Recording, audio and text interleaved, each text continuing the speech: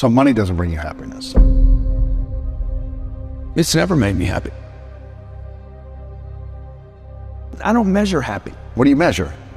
I measure accomplishments, I measure targets, I measure, who I'm helping, things that I can actually physically measure. The reality is most of us don't dream big. You got the mindset, are you looking? Are you paying attention? You can do it, bro. You got to give something up. It's not you have to add something, you always have to give something up. Really?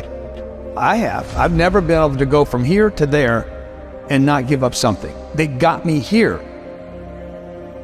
If you're going to go from 0 to a millionaire, when you get to a millionaire, if you want to go to the next level, you want to go to 10 million, you will have to give up the millionaire life. That's why I said I got to hold myself accountable to the goal. If I'm going to have to keep reselling myself on this goal. People want to create wealth for themselves. It's not just money, it's people. Not how much money I have. I mean, we all know about the wealthy person that has no friends. He's on a yacht by himself. And that's not wealth, right? It's just a bunch of money and material collections. To me, there's no way to create real wealth by just going inside. You gotta go out. I gotta add people.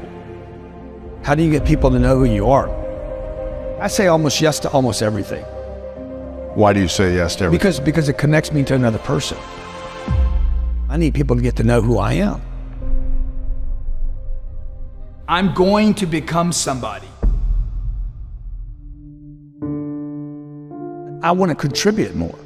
I don't think about I want to be more happy. I'm not thinking about joy. I'm not thinking about contentment. I'm thinking about action. I want the action. I want the grind. I want the possibility. I want legacy. I'm trying to figure out how to extend 100 years. How could Grant Cardone still be relevant in 21, 23? Do I want more happiness? Dude, I want more time is what I want. And I want more health. Would time and health bring you more happiness? As long as I have people around me that I want to be around. I don't like being around people that don't do stuff. I don't like people that talk about doing something and don't. I don't like being around people that can't pay bills and can't throw in and can't contribute, because I know they can. Most of the people watching right now, everything you have budgeted for in your life, you can pay for. It's the things you didn't budget for, the big dream. But everything else, you got covered. Everything people pay attention to. House note, car note, electric bill, water bill, basics. Everything gets covered. What if you just added a whole bunch of other stuff to the list? What if we were all brought up to say, hey, we're going to cover all this stuff? People would be even more productive. What would you say are the top 3 ways, the best ways to multiply money then? Get rid of it. You got to get rid of it. First, you got to make it. I mean, I got to collect it. I got to collect some. Then I got to figure out, okay, this pays for this basic living. Everything above that, don't spend any more money. Like the rest of it, if this is $4,000 and I make 7, the entire 3 has got to go into investments. Every month? Every single month. At some point, you got to quit being a saver and got to start being an investor. This is what we should have been taught in school, man. This is what we should have been taught as kids. Like, how do I do money? You do it with time. Okay, you don't do it with a job. You're not going to get $823,000 a year at a job. There's no job that's going to hire you and pay you $823 without you having to go back to college and spend time and invest money. It just doesn't work like that. What do you think people in the middle class are doing that they should shift in their mindset in order to start getting out of that? Well, you don't borrow money to go to college. Why would you trade 5 or 6 or 7 years of the income? Time is money. So I wouldn't go to college. I would never buy a home. I would never put debt on a home. If I bought a home, I wouldn't put debt on it. And these are nevers for me on the come up. On the come up, yeah. On the come up. Once you have the cash. Dude, once if you're wealthy and you want to go buy homes and would buy yachts and stuff, go do whatever you want to do. But on the come up, you would never spend your income. You would never spend primary income on improving the quality of your life. You would only invest And that's what I'm trying to teach my kids. Like Sabrina's, I let her pay all the bills. I've been doing this since she was probably 6. You pay the bill. We don't give them an allowance. I don't think any kid should be given an allowance. Interesting. Why not? If they want money, they become an employee of the company. They work for the company. We give them a series of things to do. We pay them once a year. Okay, we give them a big check at the beginning of the year. That money goes into Cardone Capital. Wow. And they live off the distributions. Come on.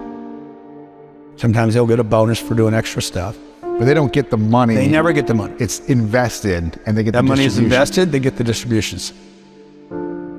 They will create wealth over the next 10 years. But it'll be their own wealth. It's not something I gave them. If you could only teach your kids 3 lessons about money, Yeah. what would those lessons be?